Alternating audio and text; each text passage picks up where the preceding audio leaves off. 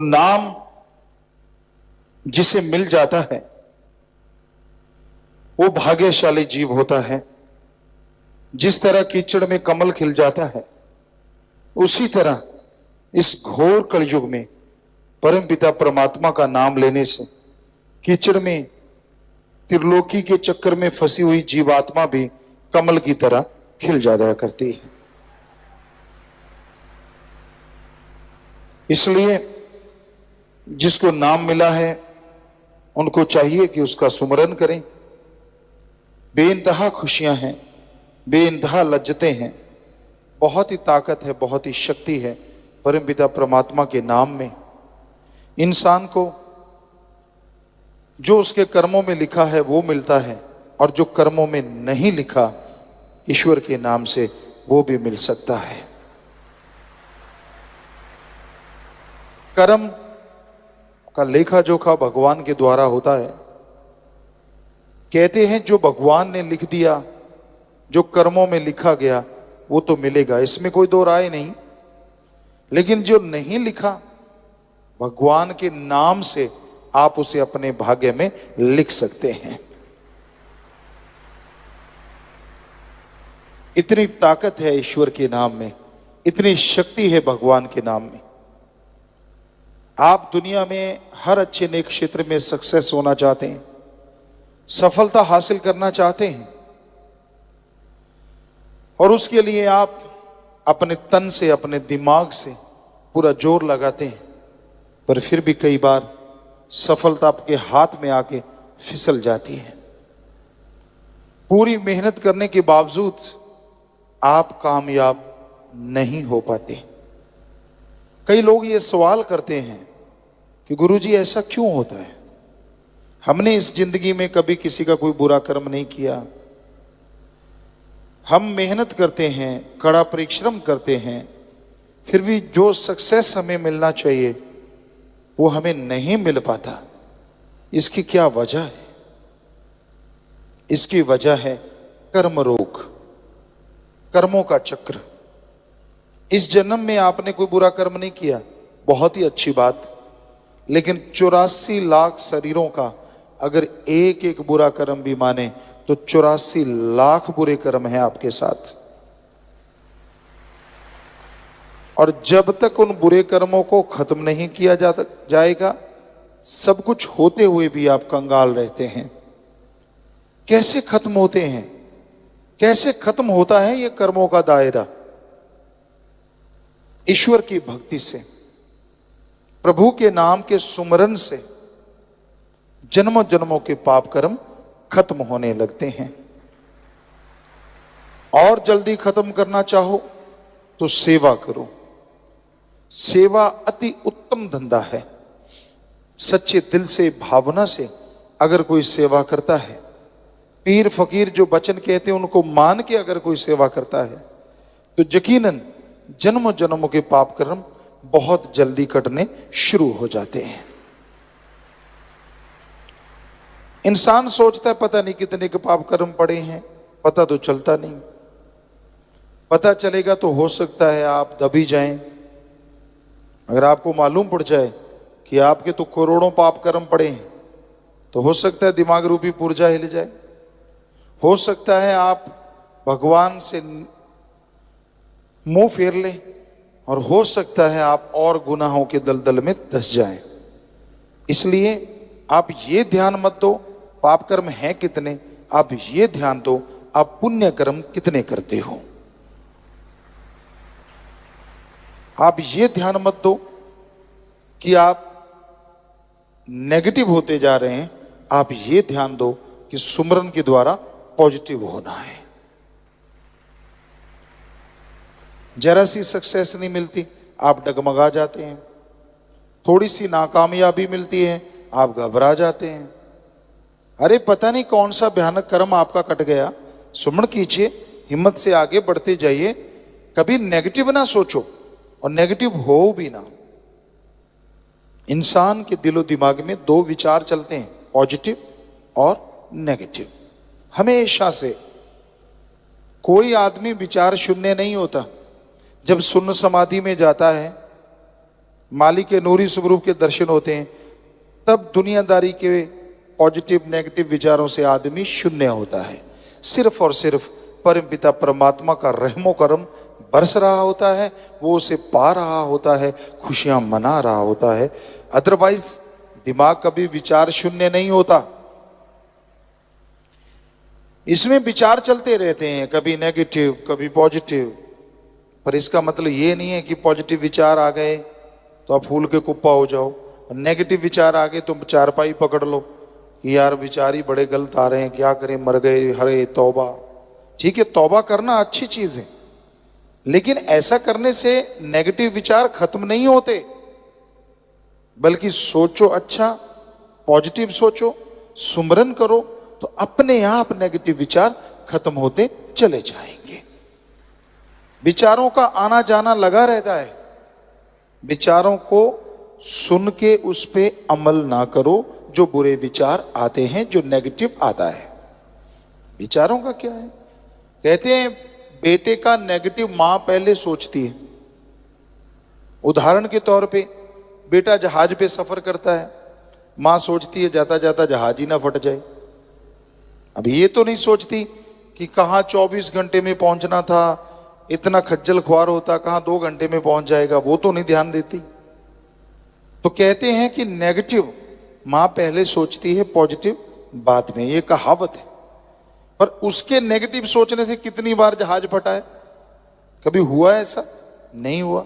तो फिर क्यों नेगेटिव विचारों के लिए बीमार होना? आ गए, परवाह ना करो, सुमरण करो, 5 मिनट भी कर लिया, सेवा कर ली, तो वो उसका असर खत्म हो गया और आपको कोई पाप गुनाह नहीं लगता। पॉजिटिव विचार आ गए तो उन पे जल्दी से अमल कर लो। अच्छे नेक विचार आ गए, भला करने के विचार आ गए, कहीं चले ना जाएं, उनको पकड़ लो और जल्दी से भले काम कर डालो। क्योंकि मन बड़ा शैतान है, ये भले विचारों को ज्यादा देर टिकने नहीं देता, उड़ा देता है। कुछ ना कुछ दिखा दिया, कुछ ना कुछ सोच दिया, कोई सब्ज बाग बना दिए और आदमी गुमराह हो जाता है। इसलिए भले विचारों का पीछा करते रहो, नेगेटिव विचारों को छोड़ते जाओ। विचारों का आना जाना लगा रहता है, इनके लिए टेंशन ना करो। ये तो एक आम क्रिया प्रतिक्रिया है जो इंसान के अंदर चलती रहती है। बस सुमन करते रहो। सेवा जिनको मिलती है वो अति भाग्यशाली है, बाकी उनके जन्मों जन्मों की भक्ति है। इस कलयुग में सेवा करना बड़ा मुश्किल है। वचनों पे रह के जो सेवा करते हैं, यकीनन मालिक उनके जन्मों जन्मों के पाप कर्म काट देते हैं और दया में रहमत से माला माल कर देते हैं। तो इसलिए भले कर्म करो, अच्छे कर्म करो, मालिक से मालिक को मांगा करो, ताकि मालिक की तमाम खुशियां जो आपके लिए लिखी हैं आपकी झोली में आए, और जो नहीं लिखी वो सुमरन से, सेवा से आप लिख डालो, ताकि वो खुशियां भी मिलें जिसकी आपने कभी कल्पना भी नहीं की होती। दिखावे से भगवान रीझते नहीं, खुश नहीं होते। इंसान को दिखावे से प्रभावित कर सकता है। अच्छे कपड़े पहन लिए, बोलने का सलीका आ गया, थोड़ा दिखाने का ढंग आ गया, आदमी को प्रभावित कर सकता है। लेकिन भगवान को, अल्लाह वाहिगुरु को आप इन तरीकों से प्रभावित नहीं कर सकते। उसको प्रभावित करने के लिए, ताकि वो आपको दिखने लगे, ताकि वो आपके हर अच्छे कार्य में साथ दे और बुराई से आपको रोक ले, ताकि जिंदगी में बहारें छाई रहें, ताकि कभी गम आने ही ना पाए, ऐसा अगर चाहते हो तो भक्ति तो करनी पड़ेगी।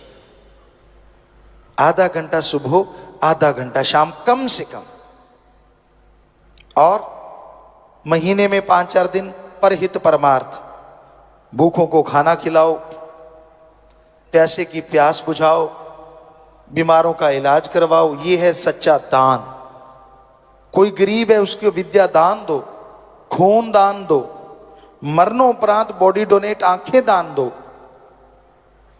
ये है सच्चा दान। अगर कर सको, अगर हिम्मत है आप में, तो ये करके दिखाओ। अपने इर्द गिर्द अपने हाथों से भूखे को खाना खिलाना, या फिर संत पीर फकीर कहीं उस तरह इकट्ठे होके कोई, जैसे साध संगत ने फूड बैंक खोला है, टॉय बैंक खोला है, बुक बैंक, जैसे भी आप कर सकते हैं उसमें हिम्मत कीजिए। यकीन मानिए मालिक की औलाद की सेवा करोगे तो इनडायरेक्टली वो मालिक की सेवा है और बदले में वो खुशियां जरूर बख्श देते हैं। पर आज की दुनिया बड़ी सेल्फिश है, बहुत बहुत ज्यादा गर्जी है। अपना उल्लू सीधा करने के लिए वो किसी भी हद तक गिर सकते हैं। उनको कोई मतलब नहीं है भगवान से, उनको कोई मतलब नहीं है संत पीर फकीर से। उनका तो एक ही मुद्दा होता है, मेरा ग्रेड अप कैसे होगा, मैं दुनिया की निगाह में बड़ा कैसे हो जाऊं, लोग क्या कहेंगे मुझे, कैसे बड़ा बन सकता हूं। इस तरह की चीजें लोगों के दिमाग में आ जाती हैं तो अपने खुद के लिए दुखों का कारण बन जाते हैं। जमीर मर गया, कहते हैं इसका जमीर मर गया, इसकी आत्मा मर गई। जो सिर्फ और सिर्फ रोबोट बन जाते हैं, मशीन, कोई भी कार गाड़ी आप चलाते हैं, उसमें पेट्रोल डालिए तो वो चलती रहती है। पेट्रोल खत्म हुआ तो पेट्रोल पंप पे लगा दिया, फिर से पेट्रोल भरा और गाड़ी फिर चलनी शुरू हो गई। उसी तरह आज के कुछ इंसान हैं जो ठगी, बेईमानी, भ्रष्टाचार, ब्लैकमेलिंग का धंधा अपनाए हुए हैं, जिनका काम ही ये होता है कैसे किसी को नीचा दिखाया जाए, कैसे किसी का घात किया जाए। वो घात लगा के बैठे रहते हैं कि मैं इसको गिराऊं कैसे। गिरे हुए को नहीं उठाते, चलने वाले के अड़ंगी लगा के गिराना उनका काम होता है। ऐसे लोग नर पिचास नहीं तो और क्या है। क्या वो अपने आप को इंसान कहलाते हैं? इनसे तो शैतान भी अच्छे होते हैं। कम से कम जो उनके दायरे में जाता है उन्हीं पे अटैक करते हैं, लेकिन इनका तो कोई दायरा ही नहीं होता। कहीं जाके किसी को भी ब्लैकमेल, किसी को भी नीचा दिखाना उनकी आदत बन जाती है। उनको अच्छी चीजें अच्छी नहीं लगती, उनकी निगाह हमेशा गंदगी ढूंढती है, क्योंकि जो खुद होता है उसको वैसी चीज की तलाश रहती है।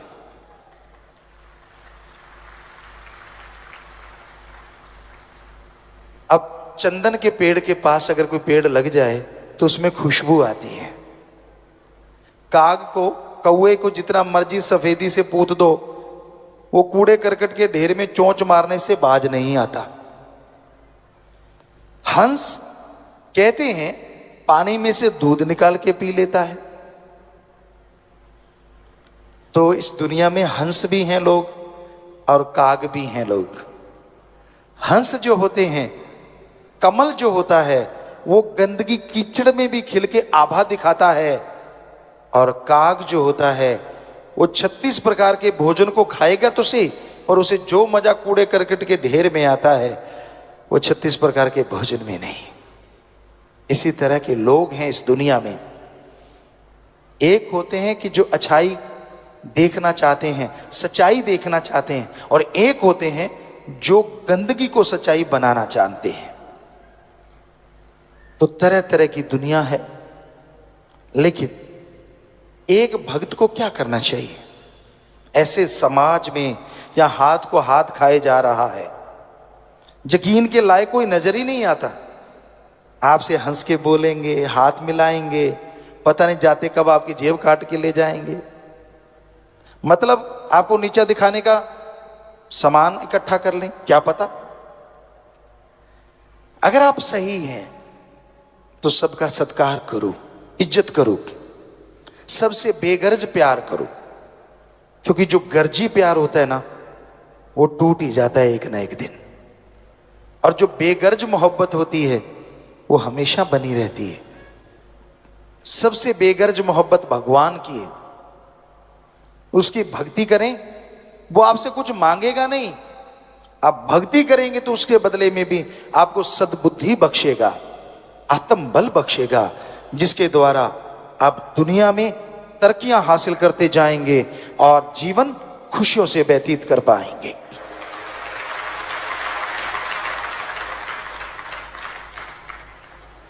आंखों को इस काबिल बनाओ कि आप लोगों के गुणों को देख पाओ। बुद्धि दिमाग को इस काबिल बनाओ कि आप लोगों के गुण ग्रहण कर पाओ। आपको एक थ्योरी कई बार समझाई जो कि सच है। अगर आप अपने अंदर की कोई चीज देखते हो और बार बार अपनी किसी चीज को दोहराते रहते हो, वो आपके अंदर से चली जाती है। दूसरों की किसी चीज को अगर बार बार गाते हो, वो आपके अंदर आ जाती है। उदाहरण के तौर पे, अगर आप अपने अंदर के गुणों को ही देखते रहते हो, मैं बड़ा गुणवान, मैं ये हूं, मैं वो हूं, धीरे धीरे वो अहंकार का रूप धारण कर लेते हैं और अवगुण हो जाते हैं। हां, अगर आप अपने अंदर के अवगुण देखते हो कि यार मेरे में ये कमी, मेरे में वो बुरी आदत, कभी अपने लिए टाइम निकाला करो। रोज 24 घंटे में 5-7 मिनट इकट्ठे बैठ के, इकल्ले बैठ के, एकांत में सोचो तेरे में क्या कमियां हैं, कौन सी बैड हैबिट है आप में, और फिर भक्ति से उसे बार बार देख के दूर करने की कोशिश करोगे। सच मानो वो आपके अंदर से चली जाएगी। अब दूसरों की जो गाओगे वो आपके अंदर आएगा। दूसरों के अवगुण गाते रहते हो, सारा दिन आपका काम ये है कि दूसरों के अवगुण देखना, उनकी बुराइयां देखना, बुराई सोचना, बुराई के बारे में बात करना, चुगली, निंदा।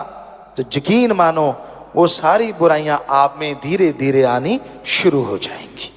तो दूसरों में देखो गुण, यार उसमें ये गुण है, उसमें वो गुण है, फला आदमी इतना गुणवान है, उसकी ये आदत मुझे अच्छी लगी। उसको बार बार दोहराओगे तो वो गुण, वो अच्छी आदतें आप में आती जाएंगी, आप गुणवान बनते जाओगे और दोनों जहान में इज्जत पाओगे, खुशियां पाओगे। दूसरों के अवगुण कभी ना गाओ और अपनी बड़ाई ज्यादा मत गाया करो। यही रूहानियत है, यही सूफियत है। आप आनंद परमानंद की प्राप्ति करना चाहते हैं तो बहुत जरूरी होता है आप अपनी आदतों पे कंट्रोल करो। क्या ये इतना आसान है? हैबिट चेंज करना, आदतें बदलना बहुत बहुत मुश्किल होता है। मना रे तेरी आदत ने कोई बदलेगा हरिजन सूर, चोर जुआरी क्या बदलेगा ये तो माया का मजदूर। मना रे तेरी आदत ने कोई बदलेगा हरिजन सूर। चोर जुआरी बुरे कर्म करने वाले अपनी आदतों को बदल नहीं सकते। जो हर समय नेगेटिव नेगेटिव नेगेटिव ढूंढते रहते हैं, वो अपनी नेगेटिव थिंग को कभी बदल नहीं सकते, नेगेटिव या बैड हैबिट को चेंज नहीं कर सकते। हां, हरि भगवान या फिर हरि जन, उसका कोई आदमी जो उसकी भक्ति करता है, शूरवीर योद्धा, वो अपनी आदतों को बदल सकते हैं। एक कहावत है, पशुओं को रस्सा चबाने की आदत पड़ जाए, उसके आगे जितने मर्जी पकवान रख दो वो रस्सा ही चबाएगा।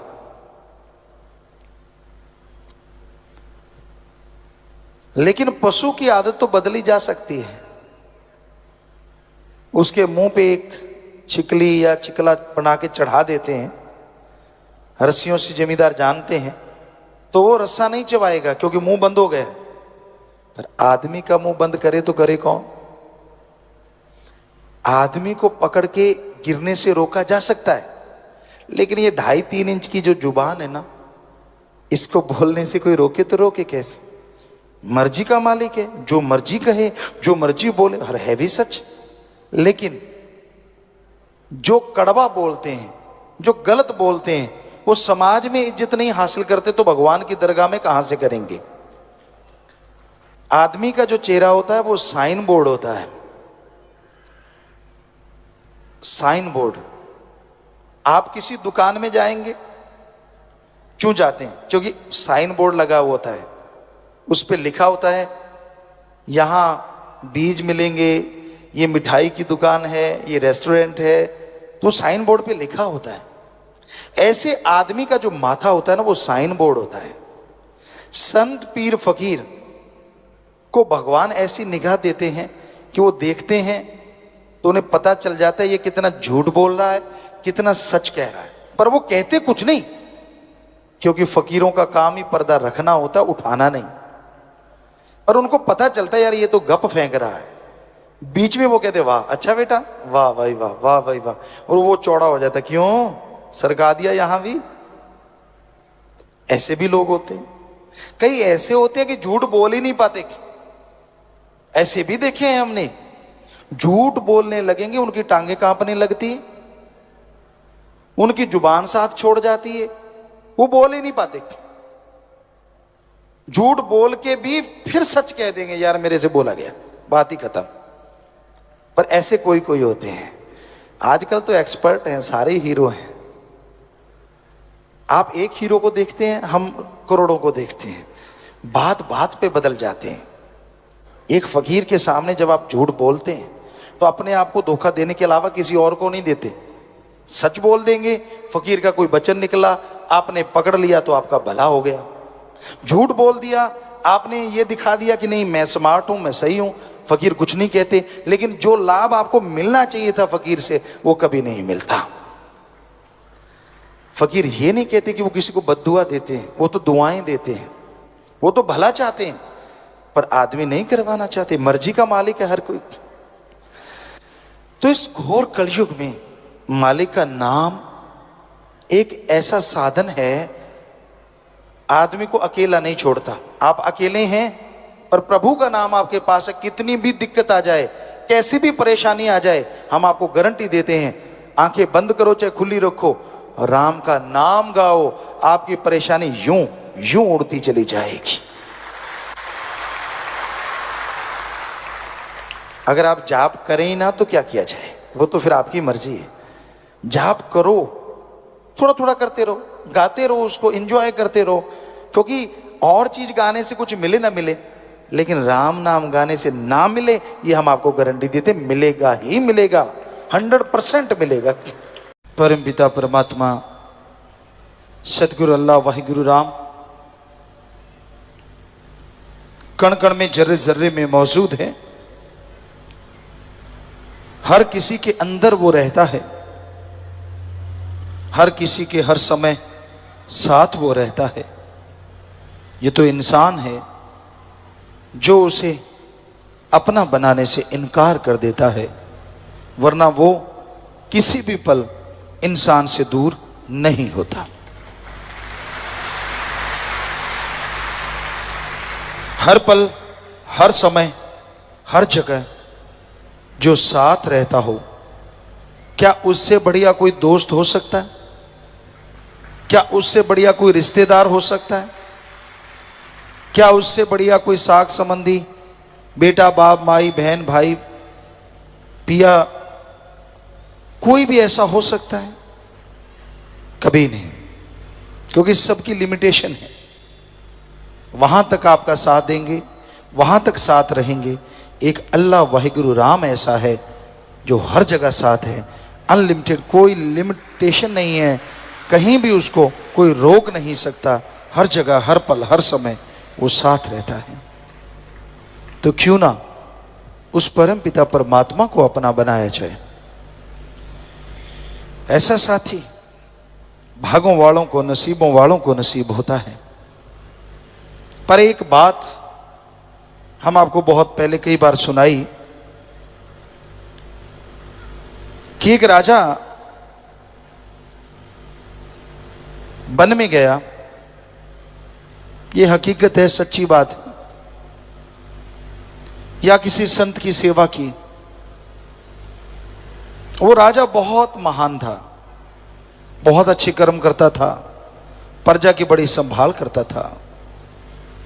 तो एक संत पीर फकीर खुश हो गया, कहने लगा राजन मैंने भक्ति की है और एक फल हासिल किया है, इसको अगर आप खाओगे तो थोड़ी देर में ऐसा परिवर्तन आएगा, आप बिल्कुल नौजवान जौवन पे तंदुरुस्त हो जाओगे और कभी वृद्ध अवस्था बुजुर्ग अवस्था को हासिल नहीं होगे, हमेशा जवान रहोगे। आप इतने परोपकारी हो, इतने अच्छे राजा हो, आपको हमेशा ऐसे रहना चाहिए। तो बादशाह ने फल ले लिया, पर वो बादशाह अपनी महारानी से बहुत प्यार करता था, बेहद प्यार, बेहद मोहब्बत। तो वो फल लाके उसने महारानी को दे दिया कि मेरी महारानी खाएगी, हमेशा ऐसी रहेगी, जिसे मैं प्यार करता हूं, आखिर तक रहेगी। समय गुजरता गया। एक दिन, कई दिनों के बाद एक दिन एक वेश्या राजा के दरबार में आई।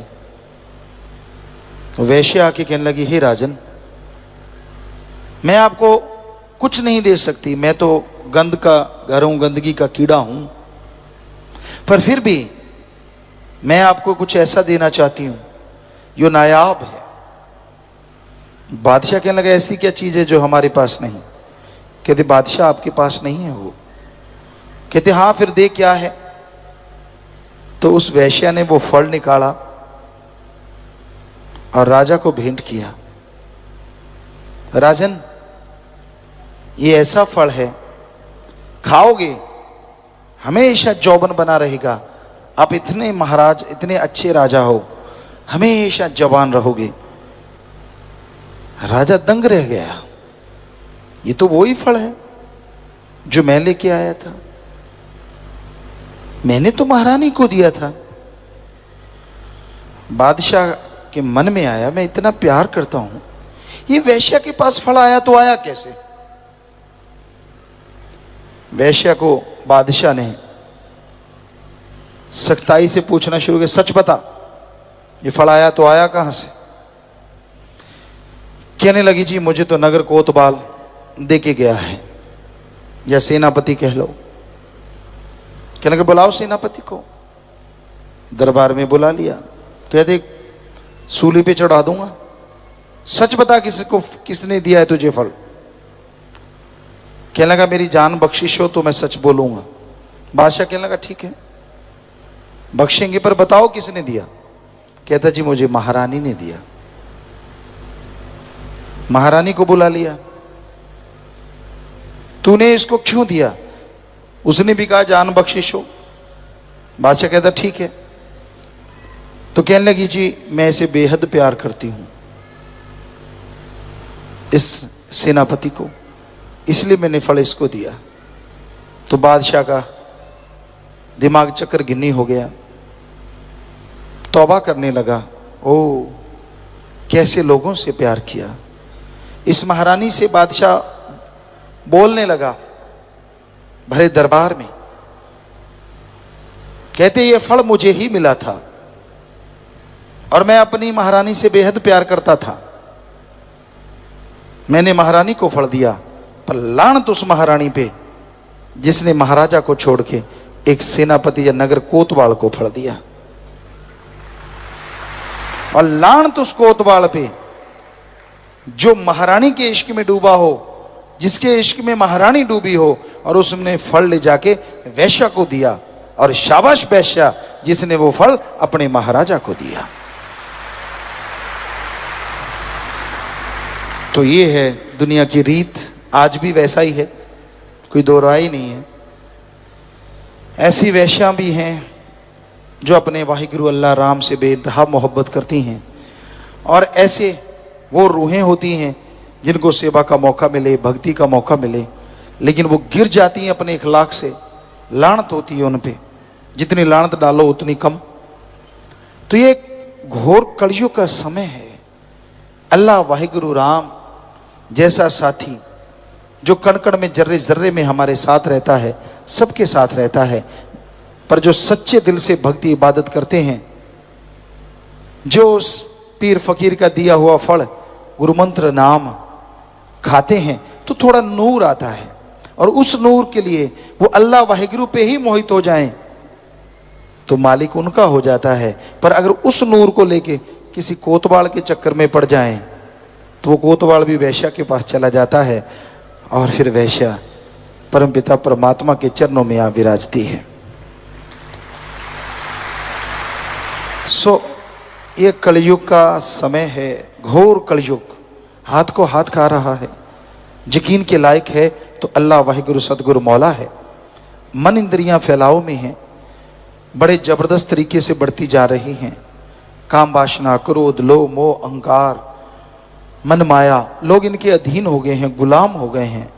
तो प्यार करना है अल्लाह वाहिगुरु सदगुरु मौला से करो, जो इस जहान में तो क्या अगले जहान में भी बाजू नहीं छोड़ता। अरे आप तो क्या, आपके कुलों को भी नहीं छोड़ता, उनका भी उद्धार कर देता है।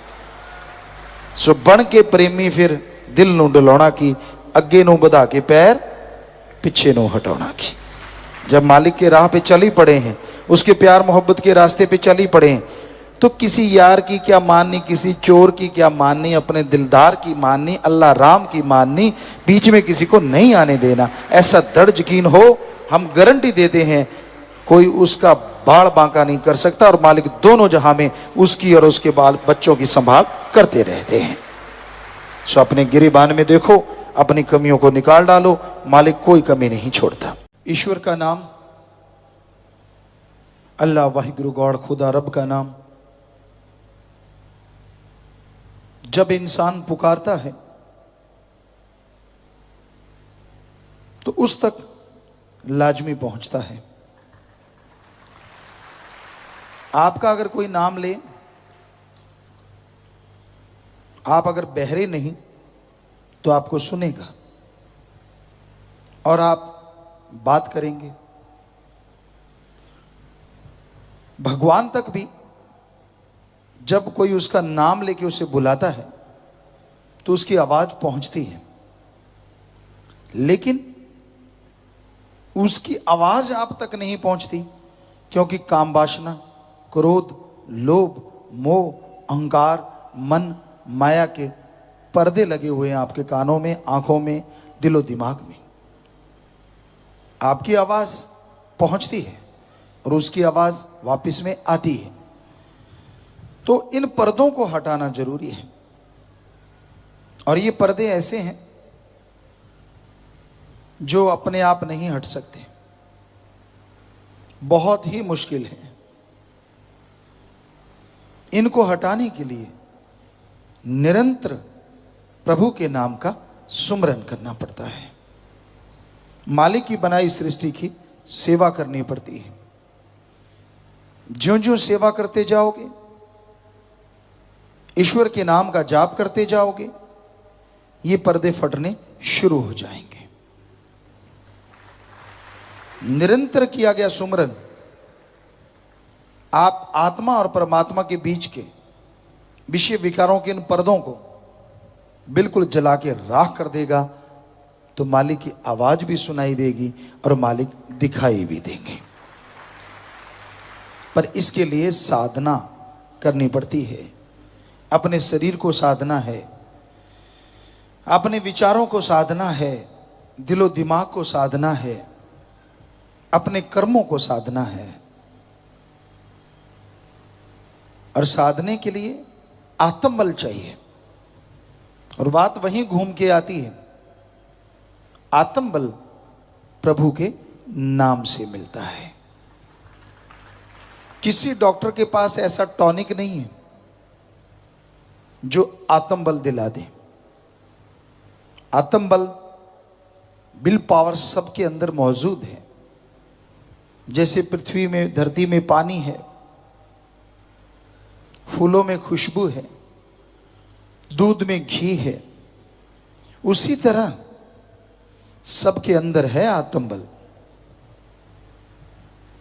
पर दूध में से घी निकालते हैं, शाम को खट्टा जाग लगा देते हैं, सुबह पिलोते हैं, मक्खन आता है, गर्म करते हैं, छाछ अलग और घी अलग हो जाता है।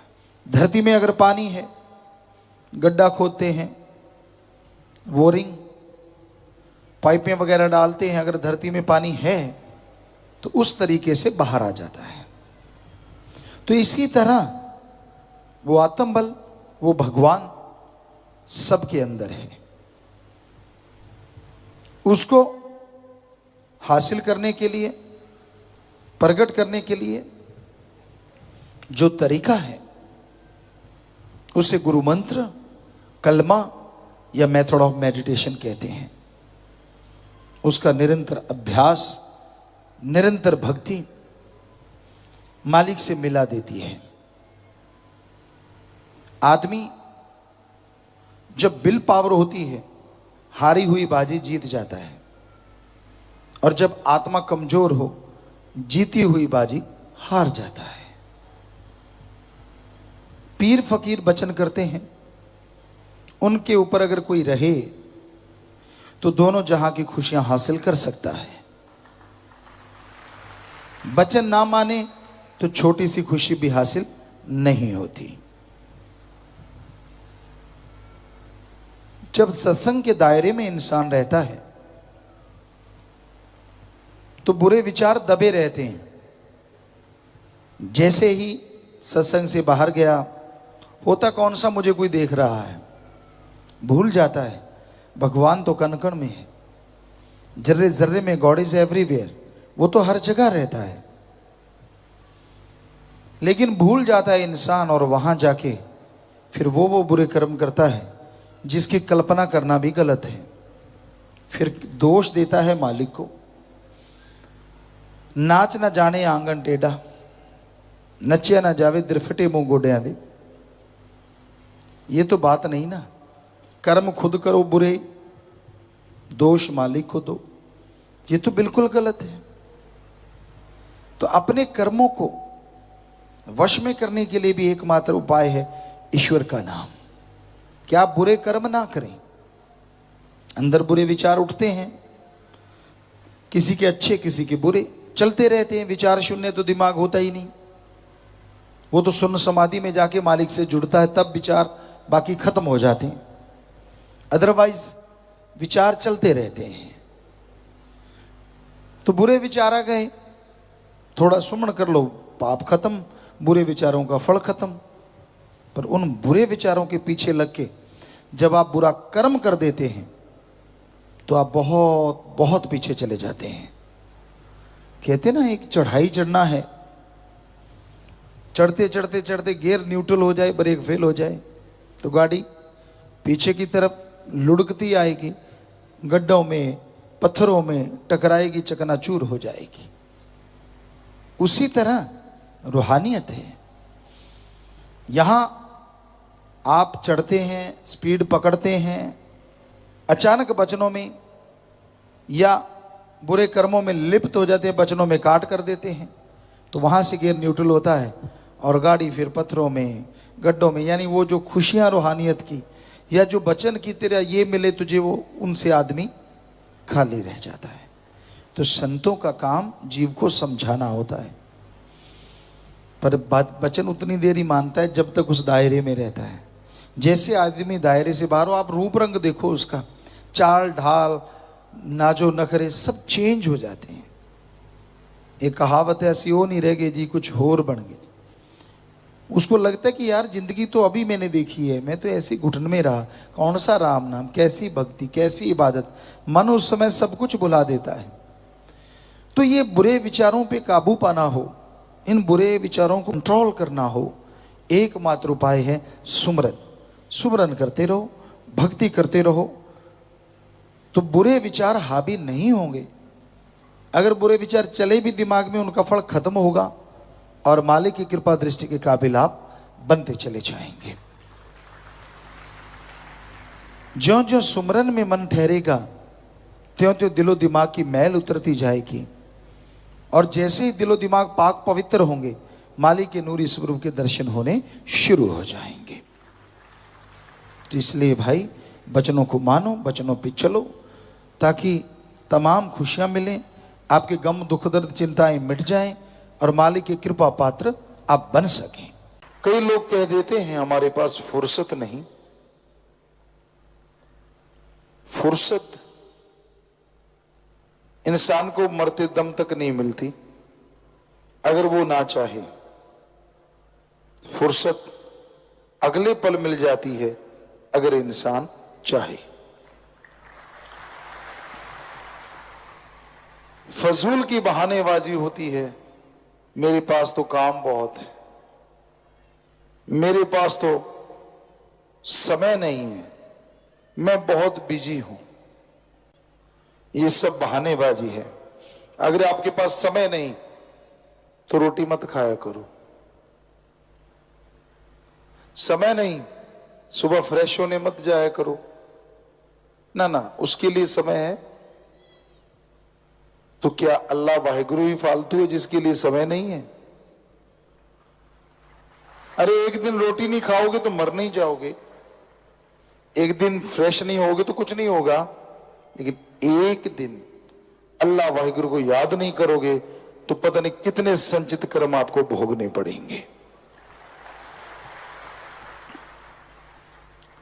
याद कीजिए, नियमानुसार समय निश्चित कर लीजिए। हां, जिनमें हिम्मत है वो सुबह 2 से 5, जिसे हिंदू धर्म में ब्रह्म मुहूर्ता, सिख धर्म में अमृत वेला, ईसाई धर्म में the gospel time, the gospel Indian time early morning between 2 to 5, और इसी तरह इस्लाम धर्म में बांगे वक्त, इलाही वक्त, फर्ज। तो सुबह का समय चुनिए, उस समय में मालिक की बहुत रहमतें मिलती हैं।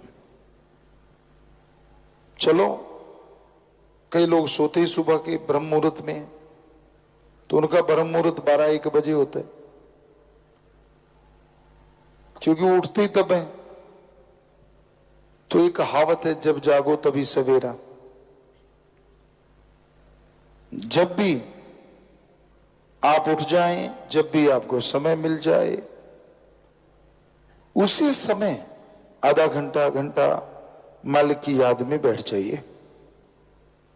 अरे वो आधा घंटा सुबह शाम बैठना आपके बाकी 23 घंटों को बेइंतहा सुखनुमा, खुशनुमा बना देगा।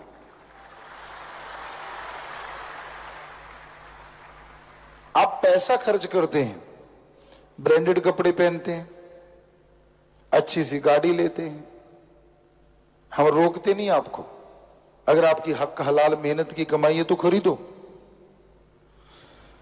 शरीर को मोटा ताजा बनाते हैं, खाते पीते, पता नहीं क्या क्या करते हैं आप अपने लिए, पर फिर भी कभी बीमारी घेर लेती है, कभी गमगीन हो जाते हैं आप, कभी दुख से कर्रा उठते हैं। अजी, आत्मा की खुराक अगर अल्लाह वाहिगुरु का नाम जप लो तो सारे गम, सारी बीमारियां पहाड़ से कंकर बन जाएं, और लगातार किया गया सुमरन कंकर की चुभन भी महसूस नहीं होने देता। तो ये जरूरी है कि आप समय अनुसार मालिक को याद करें। जब बीमारी घेर लेती है, लोग मालिक को याद करते हैं। बीमारी वैसे भगवान का नाम नहीं लेने देती। सुमरन करने बैठे, कभी टांग में दर्द, कभी बैक में दर्द, कभी सिर में दर्द, कभी मन में दर्द। मन वाला दर्द सबसे भयानक है। सुमरन होता ही नहीं। जब गरज पड़ती है ना, लोग गधे को बाप कहते हैं, और जब गरज नहीं होती तो अपने बाप को बाप नहीं कहते। गरजी है संसार, कर ले राम से तू प्यार, किसी से तूने क्या लेना। वो अल्लाह, वो वाहिगुरु, वो राम, वो गॉड एक ऐसा मोहब्बत का पावर हाउस है।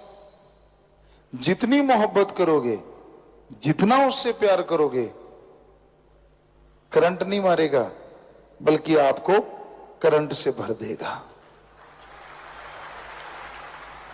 कहने का तात्पर्य, ऐसा करंट जिससे चेहरे पे ताजगी हो, ऐसा करंट जिससे आत्मा में आत्मबल बढ़ जाए, ऐसा करंट जिससे शरीर मजबूत हो जाए, तंदुरुस्त हो जाए। तो उस पावर हाउस, जिसमें पावर कहां से आती है? क्योंकि वो ऐसा पावर हाउस है जो अंदर ही अंदर जनरेट करता है, अंदर ही अंदर पावर बनाता रहता है। उसकी पावर कभी खत्म होती ही नहीं। चाहे टनों के टन ले लो, अरबों टन ले लो, उसको बस अपना मन दे दो,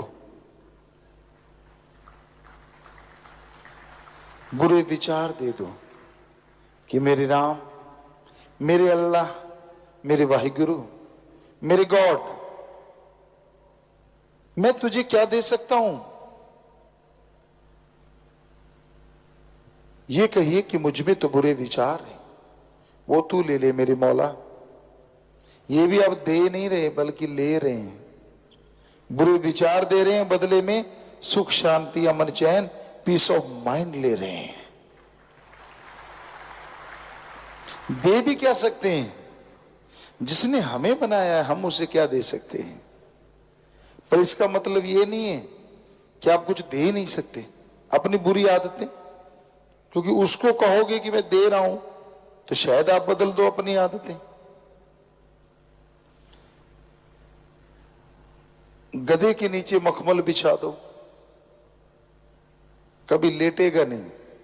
कूड़ा करकट हो, वहां जाके हींगेगा भी और लेटेगा भी। कईयों की आदतें इतनी गंदी होती। राम नाम में, अल्लाह वाहिगुरु ईश्वर की याद में बिठा दो ना, अच्छा नहीं लगता।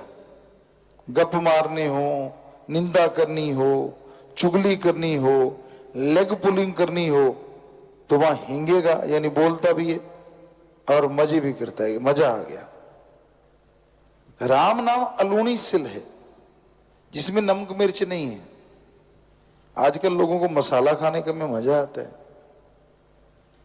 अगर कोई बकबका हो तो ओह बकबका, अच्छा नमक मिर्च हो तो चाहे सी सी करता रहे, खाएगा जरूर।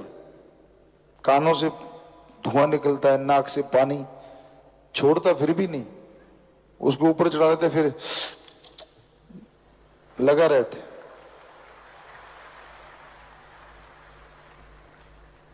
उसी तरह तो है। आप देखो, यहां गपमर है, क्या था वहां? किसी ने कहा यार उधर मैंने कुछ देखा, तो दूसरा दौड़ के, अच्छा क्या था? हम कई बार स्कूल की बात आपको बेपरवाह ने याद करवा दी हमें, आपको सुनाते हैं छोटी सी बात। कई बार हम वैसे ही बैठ जाते, आप करना मत ऐसा, ये वचन है, करना मत। कभी चलो एक आध बार मजाक में हो जाता है, ऐसी कोई बात नहीं। तो हम तो देखते थे कि कैसे लोगों में भ्रम पड़ जाता है, तो हम चंद लोग बैठ जाते, वहां से जो गुजरता उसको गौर से देखते, यूं ऐसे देखा उसको, और जैसे वो टर्न हुआ पास से गुजरा, उसको यूं देखा और बाद में यूं कर देते। वो जब तक मान लो वहां तक जाता है, वो यूं ही करता जाता कि मेरे है क्या, हंसे क्यों मुझे देख के। तो ये आदत हो जाती है आदमी को, क्योंकि कोई अपने आप को परफेक्ट मान ही नहीं सकता। परफेक्ट तो अल्लाह वाहिगुरु राम है, उसमें कोई कमी निकाल नहीं सकता। और आदमी में कमियां होती हैं। अगर राम का नाम ले तो राम कमियां निकाल सकता है, अल्लाह कमियां निकाल सकता है, वाहिगुरु कमियां निकाल सकता है। नाम रख देने से कोई भगवान नहीं हो जाता। बहुतों के नाम ईश्वर होते हैं, बहुतों के नाम राम, किसी का अल्लाह, किसी का कुछ, नाम बहुत सारे होते हैं, पर ये नहीं कि वो भगवान ही बन गया। प्रभु भी हमने नाम सुने, क्या नाम है? मेरा नाम प्रभु है। खाता सारा दिन गंदगी है। तो नाम से कुछ नहीं पड़ा। नाम शेर सिंह के सामने कुत्ता भौंक रहा है इसलिए खड़ा हूं। देखने में आता है ऐसी चीजें बहुत बार। तो नाम से नहीं, कर्म से पहचान होती है आदमी की। कर्म से, कर्म अच्छे करो, ज्ञान जोगी बनो, कर्म जोगी बनो, अल्लाह वाहिगुरु का नाम जपा करो। दिखावे पे जोर ना दो, रियल लाइफ जीने की कोशिश करो। तो पेपर होते हैं, बच्चे पढ़ाई में याद करते हैं, मालिक आज रात को पेपर दिखा देना, कल को कर लूंगा, बदले में लड्डू खिलाऊंगा, पेड़े खिलाऊंगा।